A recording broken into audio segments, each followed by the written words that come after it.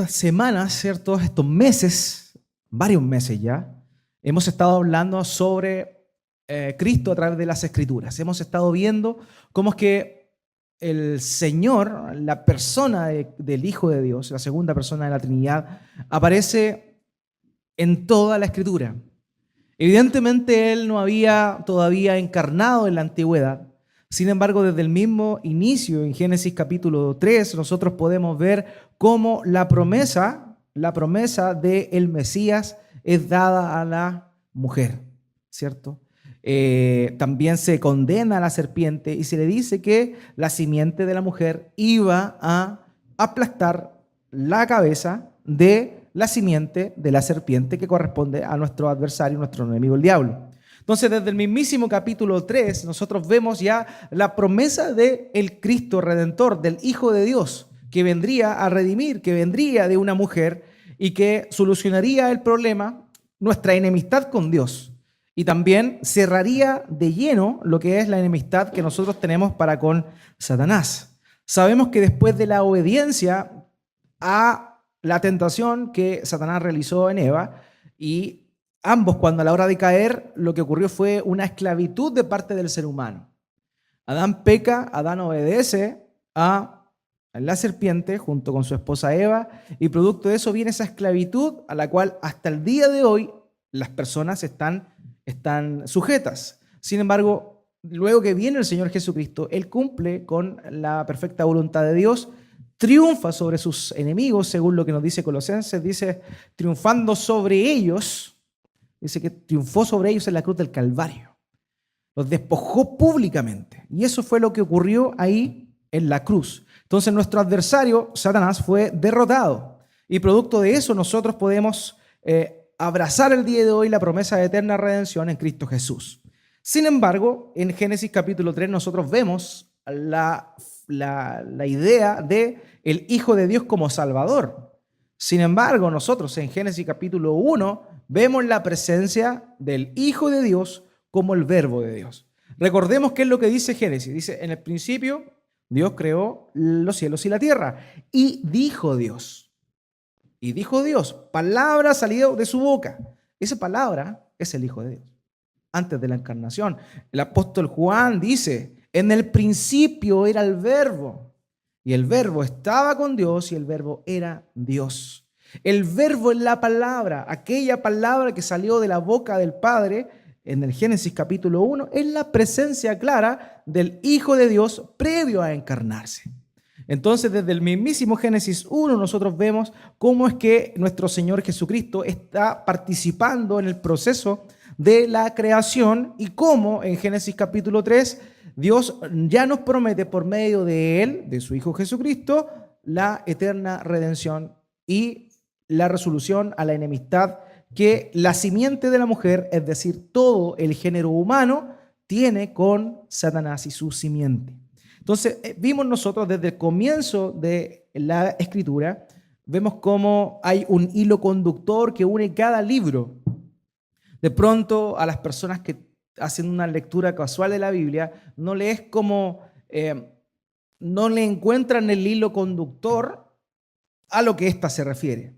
Sin embargo, cuando nosotros vemos que lo que une tanto el Antiguo Testamento como el Nuevo Testamento, la ley, los profetas y los escritos, es el Señor Jesucristo. Es su persona, es su obra. Y eso es lo que a nosotros nos tiene que dar gozo. La Biblia por completo habla acerca de Él. ¿Ya? Ahora, no siempre habla de Él, pero sí siempre apunta hacia Él. ¿Ya? De alguna u otra manera. Y vimos nosotros cómo es que en el Antiguo Testamento, sobre todo, la Escritura habla sobre el Hijo de Dios de una manera bien especial. Lo hace por medio de promesas, ¿cierto? Que son los términos más genéricos para referirse a las promesas que Dios da sobre la venida de un Redentor. Pero también se nos habla de profecías, que nosotros hicimos esa división o esa diferenciación entre promesas y profecías, entendiendo como la promesa algo más general y la profecía algo mucho más particular, siendo ambas palabras de Dios. ¿Ya? Pero también se nos habla en muchas oportunidades en el Antiguo Testamento por medio de tipologías. ¿Se acuerdan de las tipologías? son aquellas cosas que apuntan hacia algo. Y ese objeto al cual apuntan las tipologías es a Cristo. Entonces nosotros vemos cómo Adán, por ejemplo, siendo un personaje histórico, a la vez el hecho de ser el primer hombre y el representante de la humanidad, en él vemos un tipo de Cristo en el sentido que Cristo es el primogénito de la creación.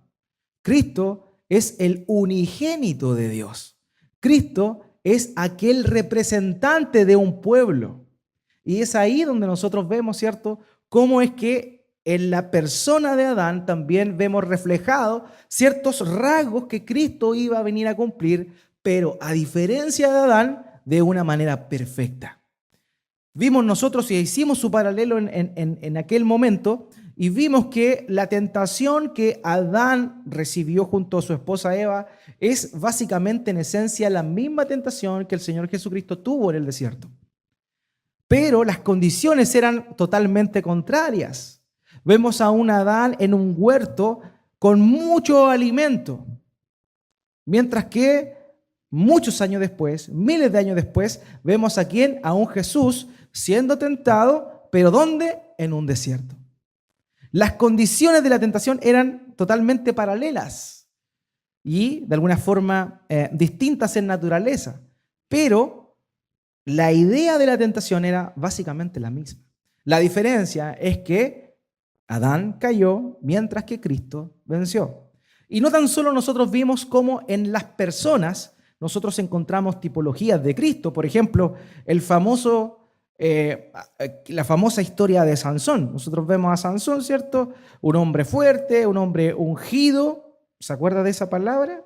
Que es lo que implica Cristo, o Mesías significa ungido. Él fue ungido desde el nacimiento, consagrado a Dios para no contaminarse y para cumplir un propósito. De la misma manera, el Señor Jesucristo fue ungido, también fue consagrado para un propósito.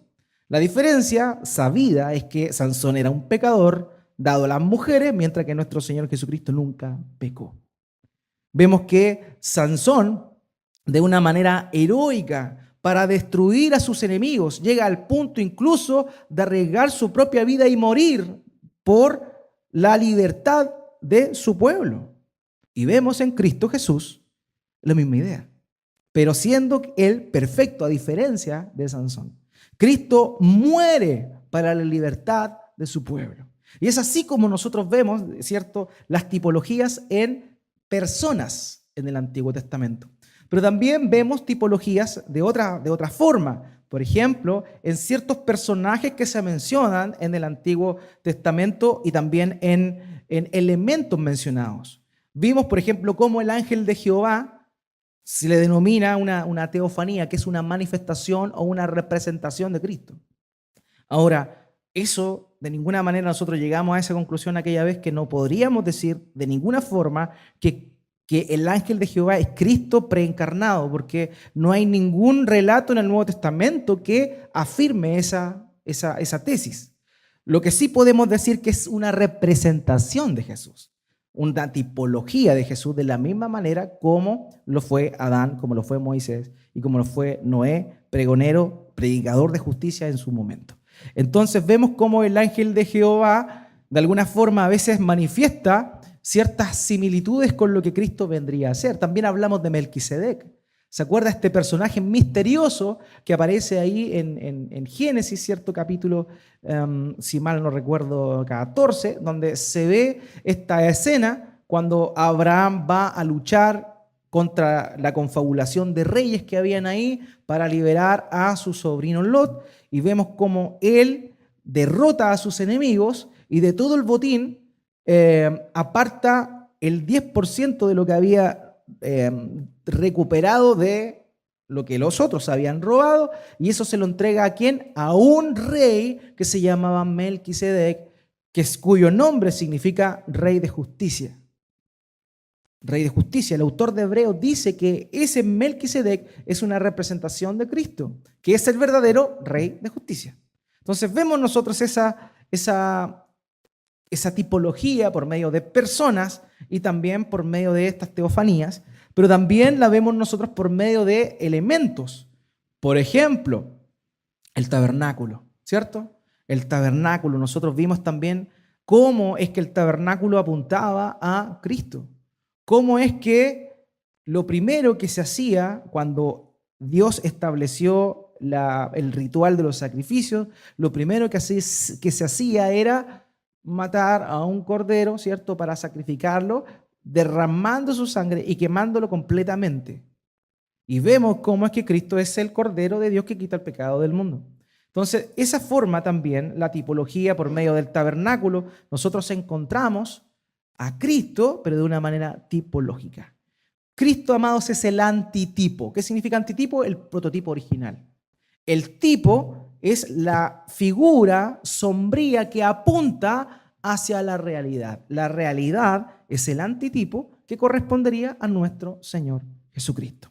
Entonces nosotros hicimos ese análisis, ¿cierto? Varios meses estuvimos hablando de ello y después llegamos al punto en el cual nos encontramos con nuestro Señor Jesucristo viniendo a este mundo y ya encarnándose, siendo concebido por medio del Espíritu Santo. ¿Hablamos de qué? Hablamos de la tentación, hablamos del bautismo, hablamos de la tentación, hablamos de lo que implican, las cosas que implicaron su infancia, la elección de los 12, empezamos a hablar de su ministerio, su manera de enseñar, y la semana pasada, a modo de resumen, macro resumen, nos encontramos, ¿cierto?, con la visita de nuestro Señor Jesucristo ya al final de su carrera, de su ministerio, yendo a tierra gentil. Y el propósito de su visita a tierra gentil, junto a sus discípulos más cercanos, los 12, de ninguna manera fue proclamar el evangelio a los gentiles, puesto que esa era la misión que los apóstoles iban a tener que cumplir luego de que el Espíritu Santo viniera. Entonces él no va a la tierra gentil con el propósito de predicar el evangelio, sino que lo vimos bien, su propósito fue apartarse con sus discípulos para darle las enseñanzas más importantes que serían el cimiento de su fe a partir del momento que él muriera y resucitara. En Cesarea de Filipo, tierra gentil, ocurre la famosa confesión de Pedro. Ya hablamos de eso. Anteriormente habíamos dicho qué es lo que implicaba esa confesión de Pedro. Sin embargo, también la semana pasada profundizamos un poquito más en ello, viendo que no tan solo en Cesarea de Filipo el Señor Jesucristo habló sobre eso, más bien ratificó la confesión de Pedro, sino que también él muchas veces, por lo menos 3, según nos lo relata en las perspectivas del Evangelio, vimos que lo que ocurría era que él anunció su muerte de manera previa, por lo menos 3 veces. Entonces esa anunciación de su muerte también ocurre en Cesarea de Filipo.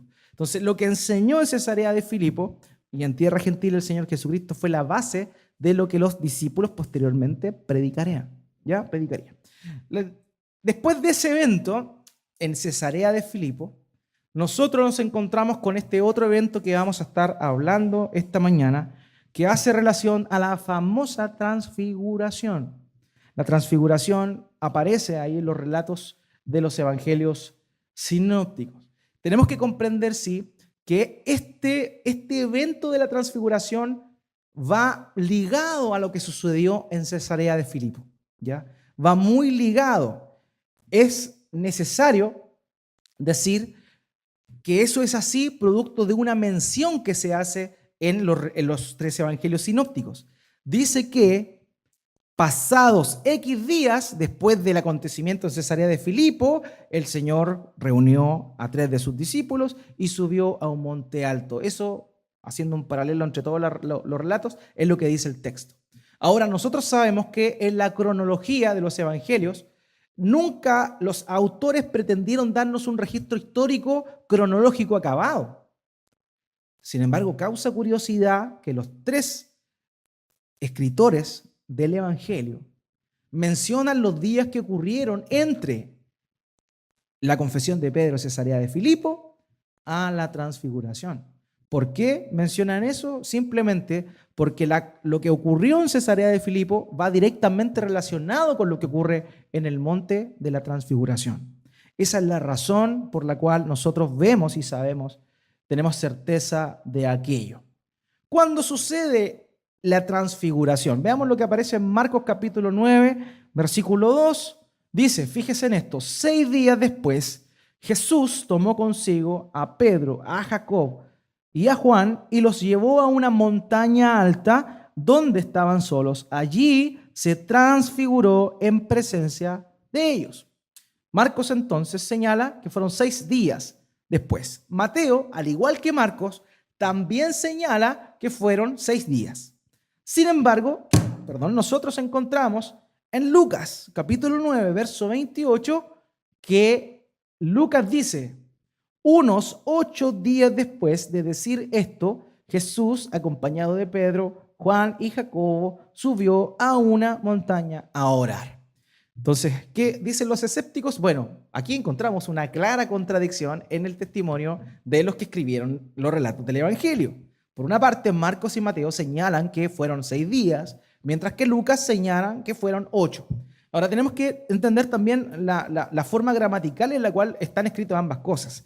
Por ejemplo, en el caso de Marcos, hay una certeza. Marcos dice 6 días después, mientras que Lucas dice unos 8 días después. O sea, vemos que hay una diferencia en la forma de expresar eso. Mateo y Marcos tienen seguridad, certeza de que fueron 6 días, mientras que Lucas no tiene certeza y dice unos 8 días. O sea, hay un rango ahí en cual, de un delta de imprecisión en el cual podía bien haberse equivocado. Ahora, ¿cuál es el tema? El tema es que nosotros debemos comprender que dentro de la perspectiva judía y gentil, los días no se cuentan como nosotros los contamos hoy. Por ejemplo, el ejemplo más conocido, el que nosotros nos encontramos en cuando el Señor Jesucristo dice y habla sobre la señal de Jonás. ¿Se acuerdan de la señal de Jonás? ¿Cuál es la señal de Jonás? Así como 3 días y 3 noches Jonás estuvo en el vientre del gran pez, de la misma manera el Hijo del Hombre estará en las entrañas de la tierra. Ahora, nosotros sabemos históricamente y también por medio de la Escritura que el Señor Jesucristo murió un viernes en la tarde, ¿cierto? Murió un viernes en la tarde. ¿Y cuándo resucitó?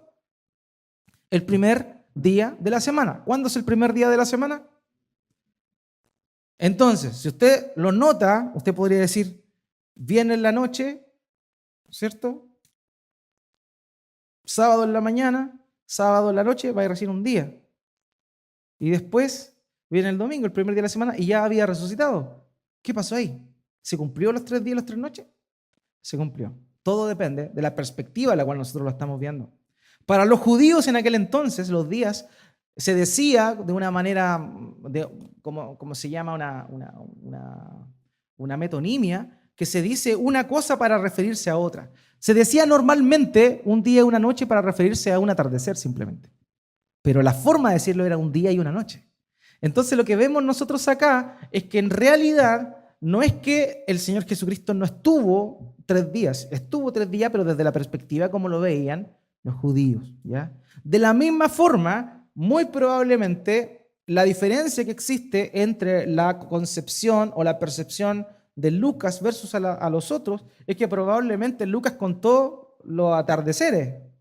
Por esa razón vemos aquí una variación entre los días que cuenta Mateo y los días que cuenta Lucas. ¿Cuál era el propósito del Evangelio según Lucas? ¿Se acuerdan? ¿A quién le escribía? A Teófilo. ¿Quién era Teófilo? Un gentil, muy probablemente un griego. ¿Cómo contaban los días los griegos? Así, de 24 horas. Mientras que los judíos no. Y el Evangelio de Marcos y Mateo están enfocados ¿a quién? A los judíos. Por esa razón, Mateo y Marcos señalan 6 días, mientras que Lucas menciona aproximadamente 8 días, porque él lo dice desde la perspectiva helénica, de la cultura helénica y no de la cultura judía, porque el propósito del Evangelio según Lucas era mostrar lo que había ocurrido a los gentiles. ¿Ya? Entonces no hay contradicción acá. Entonces ahí podemos nosotros conciliar ambos relatos o los 3 relatos, ¿cierto? Y llegar a la conclusión de que lo que sucedió fue que ambos testimonios son fidedignos y correctos, pero la perspectiva es la distinta, el enfoque es el distinto, por tanto, de ninguna manera hay error en aquello. ¿Ya? Ahora, ¿dónde fue esto? Los relatos nos dicen que esto ocurrió en un monte, Vimos ahí que decía un monte alto. Sin embargo, no se dice el nombre de ese lugar. Y es curioso eso, ¿por qué? Porque nosotros sabemos que como seres humanos tenemos la tendencia a ser idólatras un poco, ¿cierto? Entonces, si hubieses dicho el nombre del monte donde fue transfigurado el Señor Jesucristo, seguramente habría una procesión a ese monte el día de hoy. Muy probablemente. Por tanto, Dios guió a que los evangelistas no mostraran el nombre de ese monte para que el día de hoy nosotros no supiéramos con certeza cuál es. Ahora, sin embargo, se barajan tres opciones sobre cuál sería el monte en el cual esto ocurrió. La opción más popular, más famosa que le venden a usted cuando va a Israel es el monte Tabor. ¿Ya? El monte Tabor es la opción más popular y este se encuentra a 15 kilómetros aproximadamente al suroeste del lago de Galilea. La altura de este monte es de 588 metros por sobre el nivel del mar. 588 metros. Entonces, vemos nosotros que en rigor este no es es un monte que coincide con muchos de los rasgos que salen descritos en los relatos del Evangelio. Sin embargo, no era un monte tan alto. Y desde la concepción del hebreo, bueno, los montes no son tan altos allá, pero hay montes que sí son altos. Entonces, desde esa perspectiva, la hora de mostrar este relato que vimos nosotros acá, ahí, acá, dice, fíjese lo que dice Marcos, y lo llevó a una montaña alta. Si hubiese sido un monte de altura promedio, hubiese dicho, como lo dice Lucas. Subió a una montaña, simplemente. Mientras que Marcos, que tenía una perspectiva judía, dice una montaña alta. Entonces, vemos que el monte Tabor es una opción. Ahora, lo único que de alguna forma no nos ayuda mucho es su altura, que no era tanta. ¿Ya? Después tenemos otra opción, que es el monte Carmelo. Este se encuentra a 530 metros por sobre el nivel del mar, o sea, mucho más de lo que he encontrado el otro. No, menos. Pero está muy lejos de los lugares que se mencionan. ¿Por qué se presume que podría haber sido el monte Carmelo? ¿Se acuerdan que en la transfiguración se aparecen dos personajes? ¿Quiénes eran? Moisés y Elías. Y Elías, uno de sus grandes milagros, ¿cierto? Cuando lo hace en el monte Carmelo. Entonces, por eso algunos presumen que podría haber sido el monte Carmelo también. Ahora, este monte está muy lejos de los lugares que se mencionan después, a continuación de los relatos de los evangelios. Dice que después se fue a Betsaida, Cesarea de Filipo, Galilea y Capernaum. Por tanto, está muy lejos el Monte Carmelo de esos lugares para poder decir, era el Monte Carmelo. Entonces, esa opción podríamos decir que está un poco descartada. La otra opción muy válida que muchos también han pensado, junto con el Monte Tabor, es esta otra opción que correspondería al Monte Hermón, ¿ya? Y este sí que es un monte alto. Este está a 2.814 metros por sobre el nivel del mar. Este sí que es alto, ¿ya? Ahora, también coincide en que a su falda está Cesarea de Filipo. Y recordemos que el Señor Jesucristo venía de Cesarea de Filipo a ese lugar. Entonces, muy probablemente las opciones que se barajan son las dos, el monte Tabor y el monte Hermón podrían ser ambos montes en los cuales sucedió esto. Ahora, no importa. Ok, ¿con quién estaba? Vimos ahí, ¿cierto? No hemos leído el relato, pero vamos a hablar básicamente de él. El relato dice que estaba con Pedro, Jacobo y Juan. Y estos hombres, esos tres discípulos, eran los que eran más íntimos del Señor. No significa que estos hayan sido superiores al Señor. O sea, perdón, a los otros discípulos. No implica eso, sino que estos eran más íntimos de él. ¿Ya? Él, por ejemplo, en varios milagros o en situaciones específicas, él se lleva a estos tres discípulos. Por ejemplo, los vemos cuando va a resucitar a la hija de Jairo. Él va con estos tres, le pide a estos tres discípulos que lo acompañen para que presencien aquel milagro. También lo vemos, ¿cierto?, en el discurso apocalíptico de Marcos capítulo 13, y también los vemos a ellos en Getsemaní. Eran los tres discípulos que se quedaron dormidos mientras el Señor estaba orando con gran clamor y lágrimas, ¿ya? Entonces, estos mismos discípulos que eran más cercanos fueron aquellos que acompañaron al Señor a este monte donde Él se transfiguró. La expresión griega que se traduce ahí es metamorfote, ¿ya? Y esta nos muestra un poco lo que pasó. Metamorfosis es muy similar a lo que se conoce como la metamorfosis. Ahí viene la misma base, un cambio de forma. Eso es lo que implica. Ahora, ¿qué fue lo que ocurrió en esa transfiguración? Ahí los pasajes nos muestran lo que pasó. Dice que sus ropas se tornaron blanco deslumbrante. ¿Ya? Algunos escépticos dicen que se despejó y el sol le llegó de frente y eso hizo que sus ropas hicieran un poco, nos falta el incrédulo. Pero el relato dice que se tornaron blanco resplandeciente. Su rostro resplandeció como el sol, dice también el relato ahí en Lucas y en Mateo. Y también, aparte de esa llamémosla, ese cambio de forma tan exabrupto que existe en la humanidad del Señor o en su apariencia física, nosotros vemos que aparecen dos personajes que mencionamos anteriormente que corresponderían a Moisés y a Elías, ¿cierto? Ahora, dice ahí que los discípulos se quedaron aterrados. Esa fue la impresión que la transfiguración provocó en los discípulos.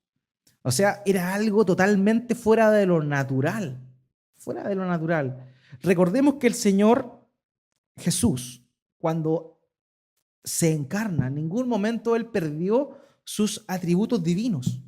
Él siempre fue, nunca dejó de ser Dios y hombre a la vez desde el momento de la encarnación. Entonces, Él verdaderamente era Dios, pero estaba también en un cuerpo humano. Por tanto, ¿qué es lo que nosotros podemos presumir acá? Que la deidad que estaba encapsulada de alguna forma en este cuerpo humano sale a relucir. No es que de alguna forma fue revestido de divinidad, no. Él siempre fue divino en todo momento, ¿ya? Nunca cambió eso, nunca cambió. Siempre fue divino, verdaderamente hombre y verdaderamente Dios. Ahora, ¿qué produjo eso en los discípulos? Un terror, un espasmo, no hallaban dónde meterse, era un monte alto, así que no tenían muchas opciones dónde arrancar. Y esto pasa ahí y queda registrado en estos relatos del Evangelio. Ahora, muchos se preguntan, oye, ¿pero eso fue una realidad o fue una visión? Porque bien podría haber sido una visión. ¿Eso fue real o no? Y esa es la pregunta que algunos se hacen. Ahora, los testigos presenciales que estaban en ese lugar dan a entender que efectivamente fue una visión porque lo vieron con sus ojos, pero fue real. O sea, ellos percibieron de una manera física eso. No fue una visión espiritual, de pronto que entraron en un éxtasis y vieron eso. No, en realidad vieron con sus propios ojos cómo la magnificencia del Señor Jesucristo salió a relucir en ese momento. Ahora, fíjese lo que dice en Mateo 17:9. Mientras bajaban de la montaña, Jesús les encargó, no le cuenten a nadie lo que han visto hasta que el Hijo del Hombre resucite. Ese es el encargo del Señor Jesucristo. Ahora, si hubiese sido una visión, simplemente no lo hubiese encargado algo tan férreamente, porque una bola de ellos nomás, no sé. Sin embargo, por haber sido un hecho real es que esto ocurre. Ya vemos también en 2 Pedro que Pedro fue un testigo ocular de este acontecimiento. Y mire lo que Pedro dice ahí en su relato en 2 Pedro capítulo 1, versos 16 al 18. Dice, cuando le dimos a conocer la venida de nuestro Señor Jesucristo con todo su poder, no estábamos siguiendo sutiles cuentos supersticiosos, ni dando testimonio de su grandeza, sino dando testimonio de su grandeza, que vimos con nuestros propios ojos.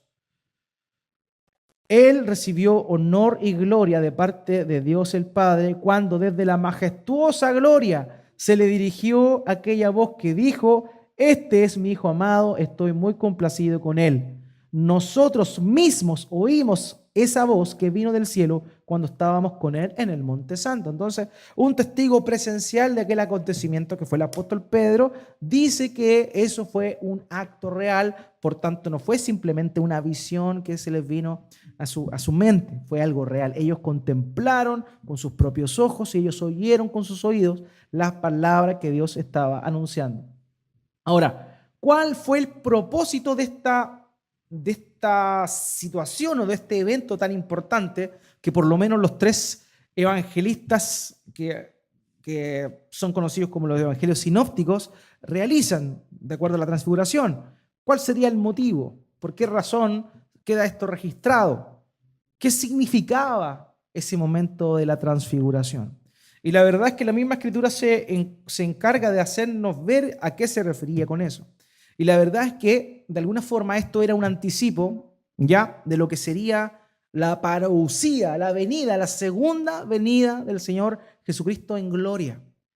Esto fue como un adelanto que solamente ellos pudieron gustar, solamente ellos pudieron contemplar esta gloria, ¿ya?, incluso esta gloria previa a la muerte del Señor Jesucristo en la cruz.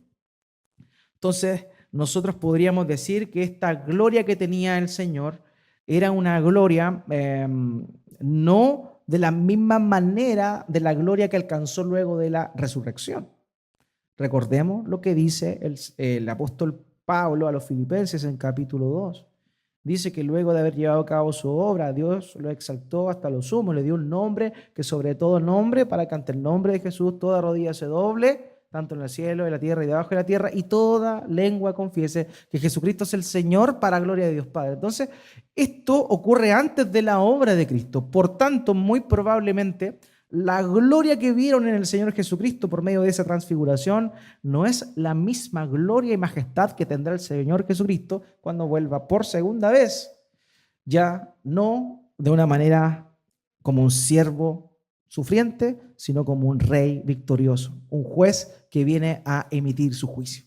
Entonces, de alguna forma, esto fue como un aperitivo para eso. Los preparó a ellos para que supieran lo que iba a ocurrir de verdad cuando Él viniera por segunda vez. Es un adelanto de su parousia. ¿Cómo lo decimos nosotros? ¿Cómo nosotros podemos decir esto? Bueno, porque en realidad en los relatos anteriores a la transfiguración, el Señor Jesucristo le está enseñando a sus discípulos y dice estas palabras. Marcos 9:1, fíjese. Y añadió, les aseguro que algunos de los que aquí presentes no sufrirán la muerte sin antes haber visto el reino de Dios llegar con poder.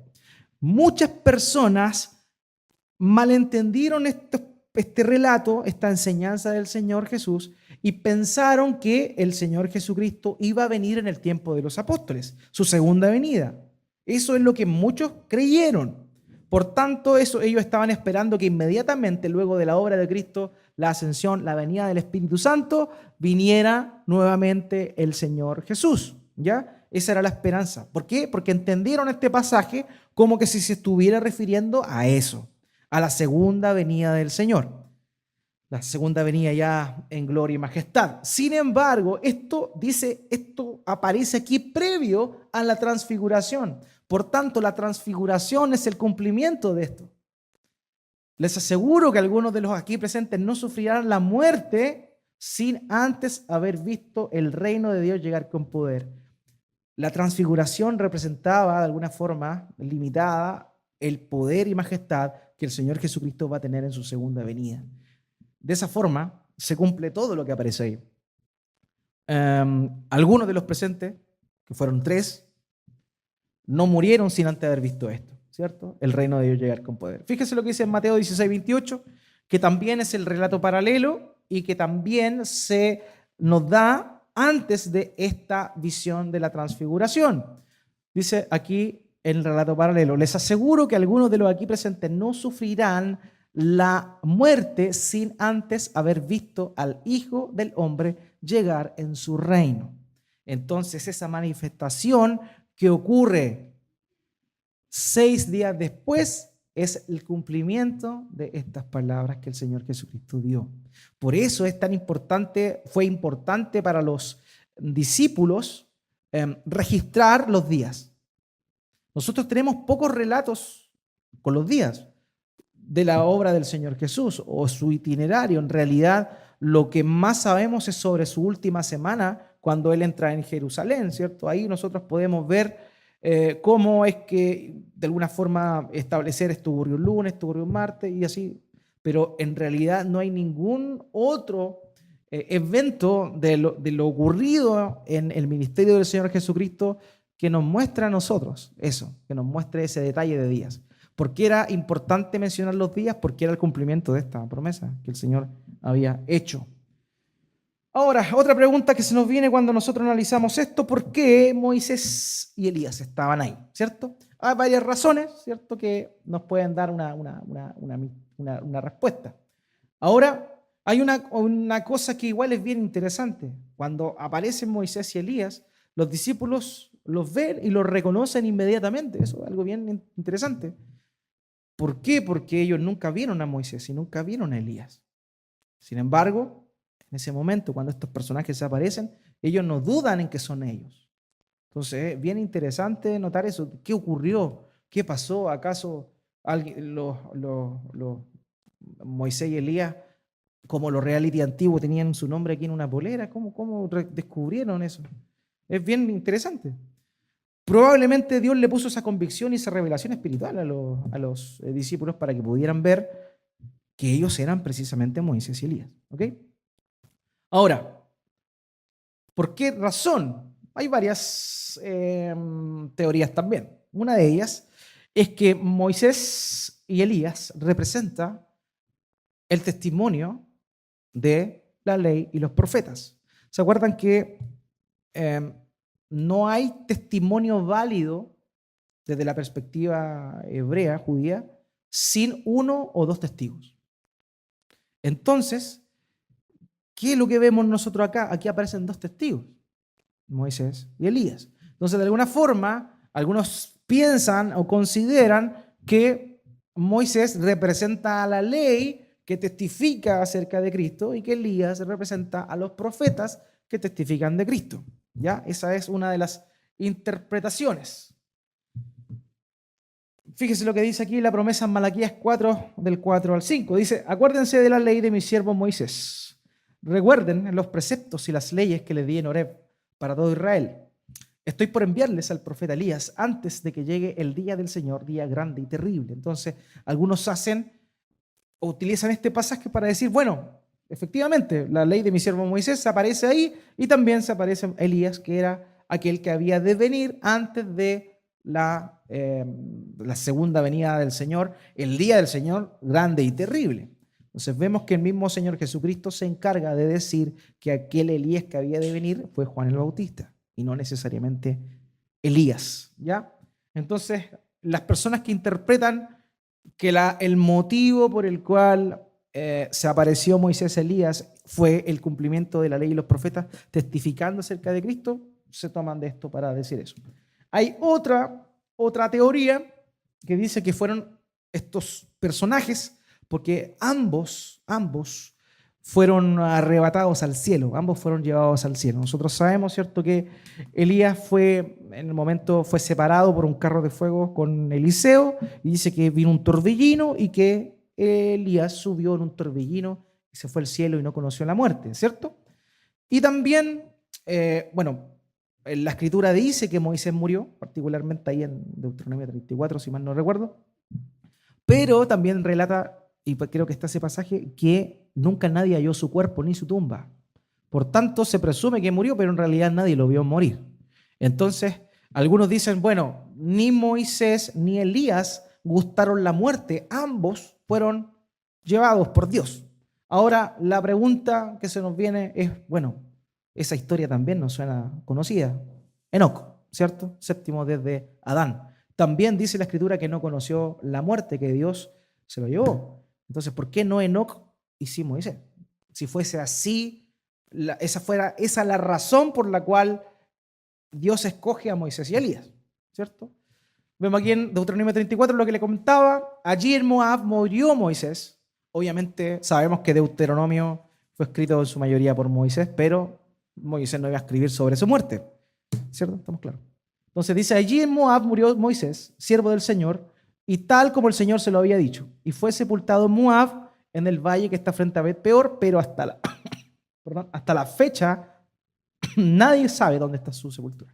Por tanto, nunca vieron su cuerpo. Entonces esa es una de las fuentes por las cuales muchas personas piensan que Moisés en realidad no murió, sino que en realidad se lo llevó el Señor. ¿Ok? Y lo que yo les decía, iban caminando, Segunda Reyes capítulo 2, verso 11, iban caminando y conversando cuando de pronto los separó un carro de fuego con caballos de fuego y Elías subió al cielo en medio de un torbellino. Entonces, de alguna forma está esta idea de que probablemente ambos subieron al cielo.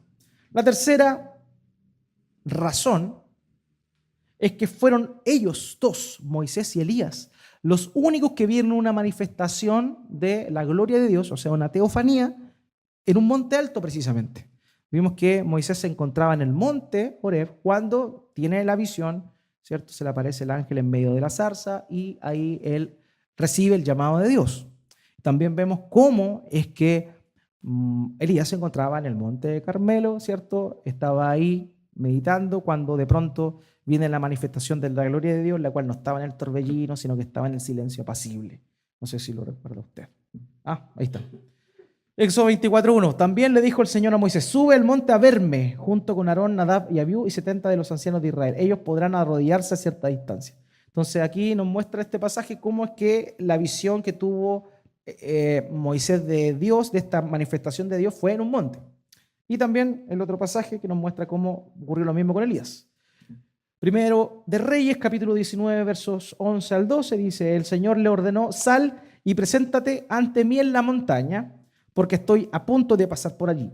Como heraldo del Señor vino un viento recio, tan violento que partió las montañas e hizo añicos las rocas, pero el Señor no estaba en el viento. Después del viento hubo un terremoto, pero el Señor tampoco estaba en el terremoto.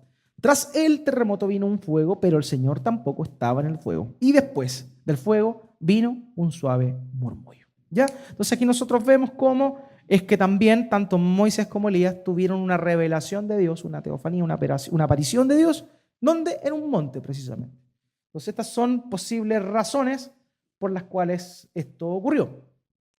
Ahora, ¿por qué Moisés y Elías, en particular Elías? Una de las razones es porque se acuerdan que las personas pensaban que muy probablemente el Señor Jesús era Elías que había de venir.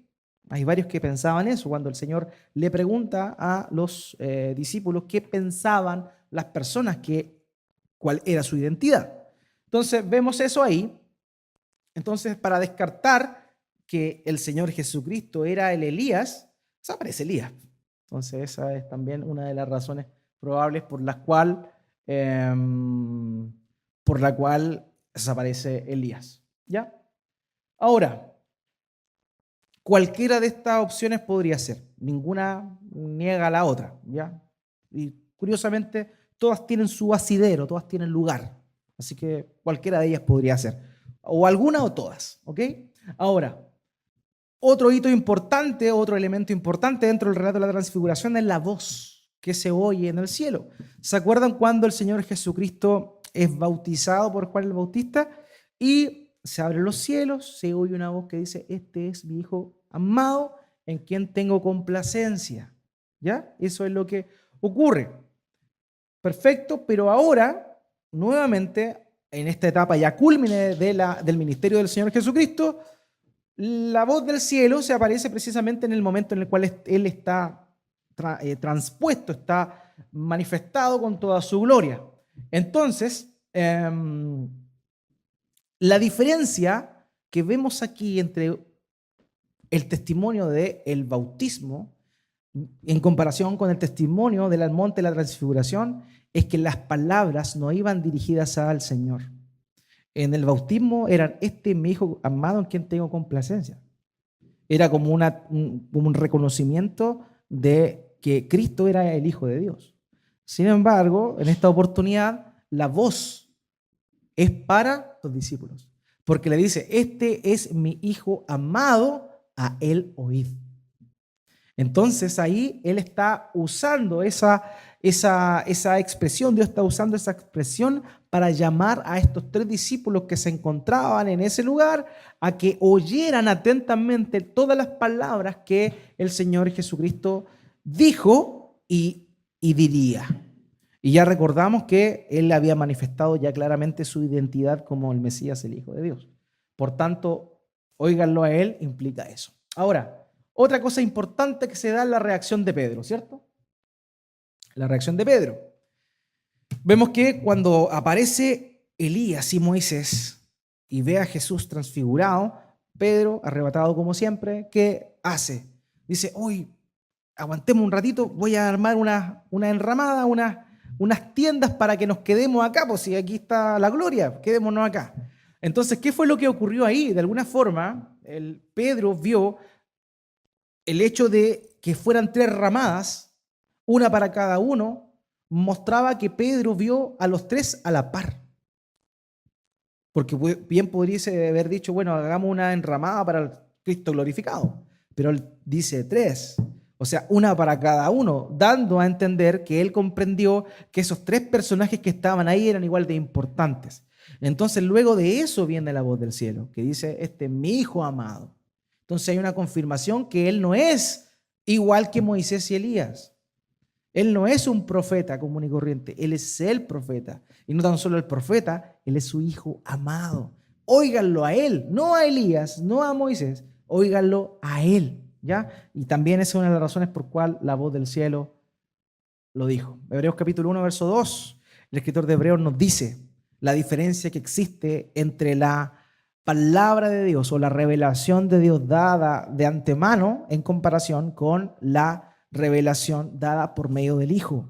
Fíjese en Hebreos 1:2 dice, en estos días finales nos ha hablado por medio de su Hijo. A este lo designó heredero de todo y por medio de él hizo el universo. Este Cristo que mostró su gloria no era una persona al mismo nivel que Moisés y Elías. Él era el Hijo de Dios, el heredero de toda la creación. ¿Ya? Ya lo vimos, por segunda vez se oye eso, se oye la voz del cielo, ya lo habíamos oído en el bautismo, y la voz exhorta a los discípulos a que escuchen las palabras de Jesús. Dice, Él es mi Hijo, Él sabe, escuchen todo lo que Él tiene que decirles sobre su obra. La transfiguración, hermanos, es una confirmación y continuación de la declaración de Pedro. ¿Qué dijo Pedro en Cesarea de Filipo? ¿Tú eres el Cristo, el Hijo del Dios viviente? Bueno, el Padre también lo testifica. Es un testimonio mucho más importante que el testimonio que dio Pedro.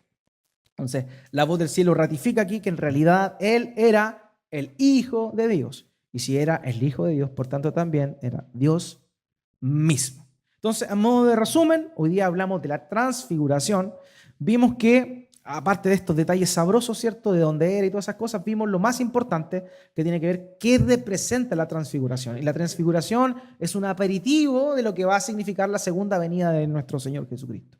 Es un aperitivo de lo que iba a ser el reino viniendo en gloria y majestad cuando eso ocurra en la parousia, cuando nuestro Señor ya venga a emitir su juicio, ¿ya? Eso es la idea de la transfiguración y también vemos ahí cómo el Padre testifica del Hijo nuevamente delante de los discípulos, haciendo una confirmación, realizando una confirmación de lo que el apóstol Pedro ya había dicho, revelado por el mismo Padre, 6 días antes, ahí cuando estaba en Cesarea de Filipo. ¿Ok? Entonces eso, hermanos míos, sería el estudio de esta mañana.